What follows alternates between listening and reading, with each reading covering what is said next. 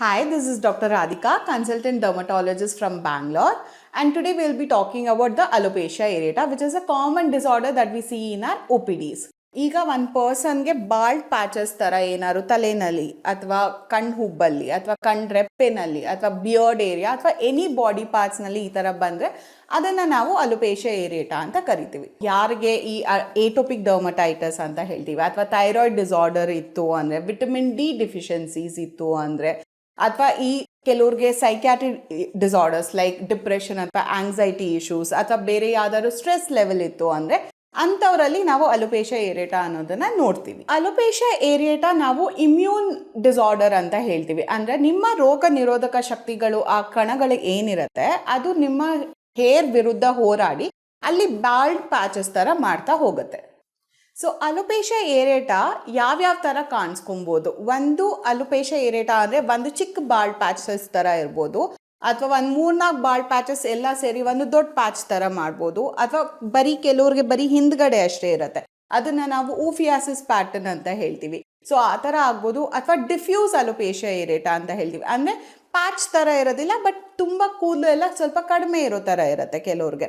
ಅಥವಾ ಕಂಪ್ಲೀಟಾಗಿ ಬಾಲ್ಡ್ ಹೋಗೋ ಚಾನ್ಸಸ್ ಇರುತ್ತೆ, ಅದನ್ನು ನಾವು ಟೋಟಾಲಿಸ್ ಅಂತ ಹೇಳ್ತೀವಿ. ಅಥವಾ ಬಾಡಿನಲ್ಲಿ ಯಾವುದೇ ಬಾಡಿ ಪಾರ್ಟ್ಸ್ ಮೇಲೂ ಕೂದಲಿಲ್ಲ ಅಂದರೆ ನಾವು ಅಲೋಪೇಶಿಯಾ ಯೂನಿವರ್ಸಾಲಿಸ್ ಅಂತ ಹೇಳ್ತೀವಿ. ಸೊ ಈ ಅಲೋಪೇಶಿಯಾ ಏರಿಯೇಟಾ ಅನ್ನೋದು ಯಾವ ಥರ ಬೇಕಾದರೂ ಕಾಣಿಸ್ಕೊಬೋದು ನಮಗೆ.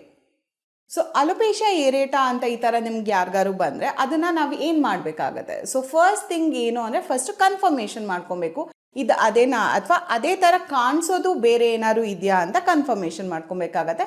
ಅದಕ್ಕೋಸ್ಕರ ಯಾವುದೇ ಸ್ಕಿನ್ ಡಾಕ್ಟರ್ ಅಥವಾ ಹೇರ್ ಡಾಕ್ಟರ್ ಹತ್ರ ನೀವು ಹೋಗಿ ತೋರಿಸ್ಕೊಬೇಕು ಅದನ್ನು.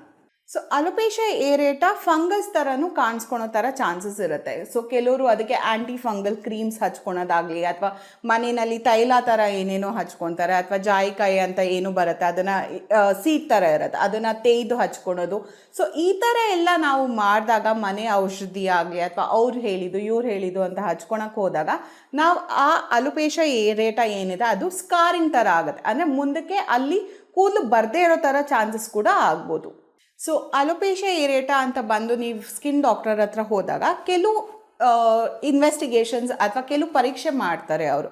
ಸೊ ಆ ಪರೀಕ್ಷೆ ಮಾಡಿದ್ರಲ್ಲಿ ಅವ್ರಿಗೇನಾದ್ರು ಪಾಸಿಟಿವ್ ಅಂತ ಹೇರ್ ಪುಲ್ ಟೆಸ್ಟ್ ಅಂತ ಹೇಳ್ತೀವಿ, ಅದು ಪಾಸಿಟಿವ್ ಬಂತು, ಅಥವಾ ಟ್ರೈಕೋಸ್ಕೋಪಿ ಅಂತ ಹೇಳ್ತೀವಿ, ಅಂದರೆ ನಿಮ್ಮ ಕೂದಲದ್ದು ಏನಿದೆ ಅದನ್ನು ಒಂದು ಸ್ಪೆಷಲ್ ಕ್ಯಾಮ್ರಾ ಥರದಲ್ಲಿ ಇಟ್ಟು ನೋಡಿದಾಗ ಕೆಲವು ಸೈನ್ಸ್ ಇರುತ್ತೆ. ಸೊ ಬ್ಲ್ಯಾಕ್ ಡಾಟ್ಸ್ ಅಂತ ಹೇಳ್ತೀವಿ, ಯೆಲ್ಲೋ ಡಾಟ್ಸ್ ಅಂತ ಹೇಳ್ತೀವಿ. ಸೊ ಈ ಥರ ಏನಾದ್ರು ಪಾಸಿಟಿವ್ ಇತ್ತು ಅಂದರೆ ನಾವು ಅಲೋಪೇಶಿಯಾ ಏರಿಯೇಟಾಗೆ ಟ್ರೀಟ್ಮೆಂಟ್ ಕೊಡಬೇಕಾಗತ್ತೆ. ಸೊ ದ ಡಿಫ್ರೆಂಟ್ ಟ್ರೀಟ್ಮೆಂಟ್ ಮೊಟಾಲಿಟೀಸ್ ಅಂದರೆ ಕೆಲವ್ರಿಗೆ ಸ್ವಲ್ಪನೇ ಪ್ಯಾಚಸ್ ಇತ್ತು ಅಥವಾ ಏನಂತಾರೆ ತುಂಬ ರೀಸೆಂಟಾಗಿ ಸ್ಟಾರ್ಟ್ ಆಗಿತ್ತು ಅಂದರೆ ಕೆಲವು ಸತಿ ಟ್ರೀಟ್ಮೆಂಟ್ ಏನೂ ಇಲ್ಲದೇ ತಾನಾಗೆ ರಿಕವರ್ ಆಗೋ ಚಾನ್ಸಸ್ ಇರುತ್ತೆ. ಅಥವಾ ತುಂಬ ದಿವಸ ಆಗಿದೆ ರಿಕವರಿ ಆಗ್ತಾ ಇಲ್ಲ ಅಂದರೆ ಅಂಥವ್ರಿಗೆ ನಾವು ಟಾಪಿಕಲ್ ಟ್ರೀಟ್ಮೆಂಟ್ ಅಂತ ಹೇಳಿಕೊಡ್ತೀವಿ. ಅಂದರೆ ಕೆಲವು ಕ್ರೀಮ್ಸ್ಗಳಿರುತ್ತೆ ಅಥವಾ ಸೊಲ್ಯೂಷನ್ಸ್ ಇರುತ್ತೆ. ಸೊ ಇದನ್ನು ಬಳಸೋಕ್ಕೆ ಹೇಳ್ತೀವಿ. ಅದರಿಂದ ಒಂದು 2-3 ತಿಂಗಳಲ್ಲಿ ಇಂಪ್ರೂವ್ಮೆಂಟ್ ಆಗೋ ಚಾನ್ಸಸ್ ಇರುತ್ತೆ. ಸೊ ಟಾಪಿಕಲ್ ಟ್ರೀಟ್ಮೆಂಟ್ ಅಂದರೆ ಕೆಲವು ಅಂಶಗಳು ಅಂದರೆ ಮಿನಾಕ್ಸಿಡಿಲ್ ಆಗಲಿ ಅಥವಾ ಟಾಪಿಕಲ್ ಕಾರ್ಟಿಕೋಸ್ಟಿರಾಯ್ಡ್ಸ್ ಅಂತ ಹೇಳ್ತೀವಿ. ಸೊ ಯೂಶಲಿ ಈ ಥರ ಕ್ರೀಮ್ಸ್ಗಳನ್ನ ಕೊಡ್ತೀವಿ, ಅದರಿಂದ ಇಂಪ್ರೂವ್ಮೆಂಟ್ ಆಗುತ್ತೆ. ಯಾರಿಗೆ ಇದರಿಂದ ಇಂಪ್ರೂವ್ಮೆಂಟ್ ಆಗ್ತಾ ಇಲ್ಲ ಅಂಥವ್ರಿಗೆ ನಾವು ಇಂಟ್ರಾಲೀಷನಲ್ ಸ್ಟಿರಾಯ್ಡ್ ಇಂಜೆಕ್ಷನ್ಸ್ ಅಂತ ಹೇಳ್ತೀವಿ. ಅಂದರೆ ಈ ರೋಗ ನಿರೋಧಕ ಶಕ್ತಿಗೆ ಏನಲ್ಲಿ ಅಥವಾ ಅಲರ್ಜಿಯಲ್ಲಿ ಏನಾಗ್ತಾ ಇದೆ ಅದನ್ನು ಕಡಿಮೆ ಮಾಡೋ ಥರ ಇಂಜೆಕ್ಷನ್ಸ್ ಇರುತ್ತೆ. ಸೊ ಅದನ್ನು ಕೊಡಬೇಕಾಗತ್ತೆ. ಸೊ ಯಾರಿಗೆ ಈ ಇಂಜೆಕ್ಷನ್ಸ್ ಕೊಟ್ಟು ಅಥವಾ ಟಾಪಿಕಲ್ ಟ್ರೀಟ್ಮೆಂಟ್ ಕೊಟ್ಟು ಅದು ಕೊಟ್ಟು ಕಡಿಮೆ ಆಗ್ತಿಲ್ಲ ಅಂತ ಇದ್ದಾಗ, ಅಥವಾ ತುಂಬ ಪ್ಯಾಚಸ್ ಏನಾದ್ರು ಇತ್ತು ಅಥವಾ ಡಿಫ್ಯೂಸ್ ಅಲೋಪೇಶಿಯಾ ಏರಿಯೇಟಾ, ಸೊ ಈ ಥರ ಏನಾದ್ರು ಇತ್ತು ಅಂದರೆ ನಾವು ಆವಾಗ ಓರಲ್ ಟ್ರೀಟ್ಮೆಂಟ್ ಕೂಡ ಕೊಡಬೇಕಾಗತ್ತೆ. ಸೊ ಓರಲ್ ಟ್ರೀಟ್ಮೆಂಟಲ್ಲಿ ಕೆಲವು ಸತಿ ನಾವು ಸಿಸ್ಟಮಿಕ್ ಕಾರ್ಟಿಕೋಸ್ಟಿರಾಯ್ಡ್ಸ್ ಅಂತ ಹೇಳ್ತೀವಿ, ಮೆಥೋಟ್ರೆಕ್ಸೇಟ್ ಅಂತ ಹೇಳ್ತೀವಿ, ಸೈಕ್ಲೋಸ್ಪೋರಿನ್ ಅಂತ ಹೇಳ್ತೀವಿ, ಅಥವಾ ಇತ್ತೀಚೆಗೆ ಬಂದಿರೋ ಟೊಫಾಸಿಟಿನ್ ಅಂತ ಹೇಳ್ತೀವಿ.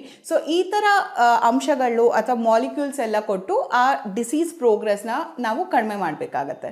ಸೊ ಕೆಲವು ಸತಿ ಈ ಓರಲ್ ಟ್ಯಾಬ್ಲೆಟ್ಸ್ ಜೊತೆನಲ್ಲಿ ನಾವು ಫೋಟೋಥೆರಪಿ ಅಂತ ಕೂಡ ಹೇಳ್ತೀವಿ. ಸೊ ಫೋಟೋಥೆರಪಿನಲ್ಲಿ ಆ ರೋಗ ನಿರೋಧಕ ಶಕ್ತಿ, ಆ ಇಮ್ಯೂನ್ ಮಿಡಿಯೇಟೆಡ್ ಸೆಲ್ಸ್ ಏನಿದೆ ಅದನ್ನು ಕಡಿಮೆ ಮಾಡೋ ಶಕ್ತಿಗಳಿರುತ್ತೆ.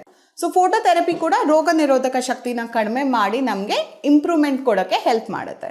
ಸೊ ಎಷ್ಟೊಂದು ಸತಿ ಪೇಷಂಟ್ಸ್ ಬಂದು ನಮ್ಮ ಹತ್ರ ಕೇಳ್ತಾರೆ, ಡಾಕ್ಟ್ರೇ ಇದಕ್ಕೆ ಏನಾದ್ರು ಪಥ್ಯ ಮಾಡಬೇಕಾ ಅಲೋಪೇಶಿಯಾ ಏರಿಯೇಟಾಗೆ, ಸೊ ನಾನೇನಾದ್ರು ತಿನ್ನೋದ್ರಿಂದ ಆಗ್ತಾ ಇದೆಯಾ ಅಂತ. ಸೊ ಡೆಫಿನೆಟ್ಲಿ ಇಲ್ಲ. Alopecia areata is nothing to do with the diet.